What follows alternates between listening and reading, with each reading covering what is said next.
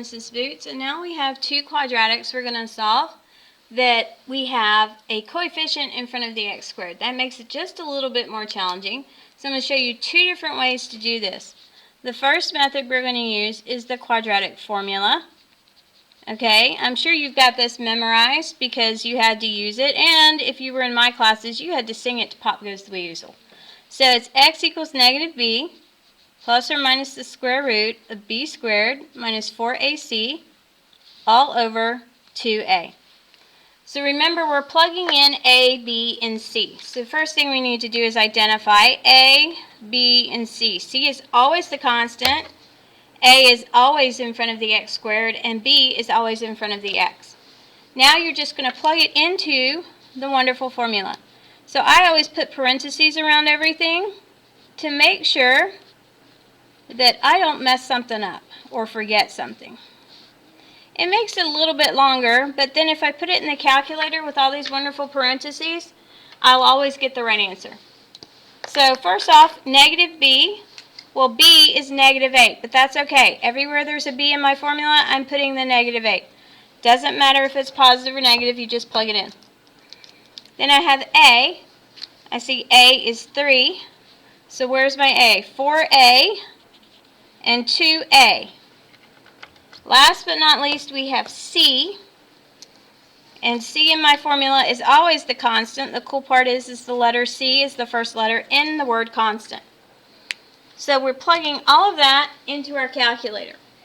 Now what I like to do is plug in this stuff underneath the square root first, just to make sure I don't end up with some kind of crazy answer that's going to give me an error message in my calculator. So I do negative 8 squared minus 4 times 3 times 4. Now notice I did multiplication symbols instead of the parentheses. That's because all these numbers are positive. And I got 16. So negative and a negative makes a positive, so that's 8 plus or minus, hold on, what's the square root of 16? Yeah, it's 4. Okay, we really don't even need to plug it in the calculator, but we can just to double check. 4, and then 2 times 3 is 6. Okay, so remember, you're doing the plus case and the minus case. So that means you have 8 plus 4 divided by 6, and you have 8 minus 4 divided by 6. 8 plus 4 is 12. 12 over 6, and that's 2. And yes, you could have plugged that in the calculator and gotten the 2. And then 8 minus 4, well, that's 4. 4 divided by 6. What is 4 divided by 6? It's 2/3, or we can do 0.67. I'm just going to write 2/3 because it's more accurate. So the answers, or the roots for this wonderful quadratic right here, are at 2 and 2/3. But let's say you have a love-hate relationship with the quadratic formula and you don't want to use it. That's okay, you don't have to. There's another method. And it's similar to our simple table that we used before. So we're going to take right here, we're going to multiply 6 times 4. What's 6 times 4? Yep, it's 24. So we're coming over, we're doing our table with 24. I'm going to list everything that multiplies to give me 24. So I got 1 and 24, 2 and 12, 3 and 8, and then 4 and 6. So just like with our table before, I need all the numbers that are either going to add or subtract. Well, that was a negative 24. I forgot the sign. So I'm subtracting. Oh my. That's okay, we can handle it. I want to get what number? 7. We always want to add or subtract to get the middle number. Well, that's 23. That's not going to work. That's 10. That's 5. And that's 2. Oops. Oh, that's because Mrs. Boots changed the number on the notes page and didn't change it for you guys. We're changing that to a 5. Make it a pretty, nice and pretty. Okay, so make sure you change that to a 5. Don't do a Mrs. Boots on it. Okay, so which one gives me 5? 3 and 8. Alright, so you had 3 and 8. So here's how grouping works. The first term comes down, stays the same, 6x squared.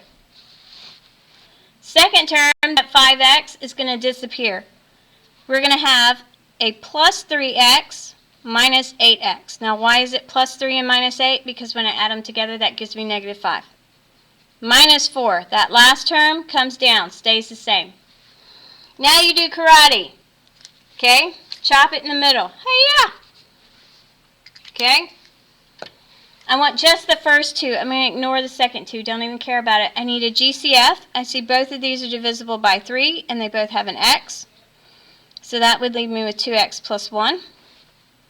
Behind your chop line, drop down the sign. I see a minus sign here. I need a minus sign. And then 8 and 4 both divisible by 4. And I divide those by negative 4, it would give me a 2x plus 1. Cool part about grouping is whatever's in the parentheses should always match. So notice if they don't match, you've done something wrong. Go back to a previous step. You write down the part that matches, 2x plus 1. That is one of your factors. Now you write down the stuff that's on the outside. So what's on the outside? 3x and minus 4. The 3x and the minus 4 get written inside their own set of parentheses. Okay, but we haven't solved. All we've done is factored. So now I got to set each piece equal to 0. 2x plus 1 equals 0.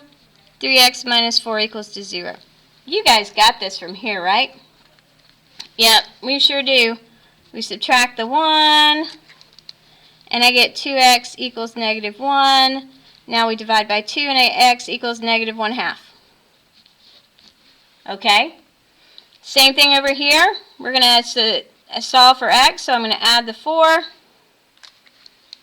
I get 3x equals to 4. Divide by 3, I get x equals to 4 divided by 3.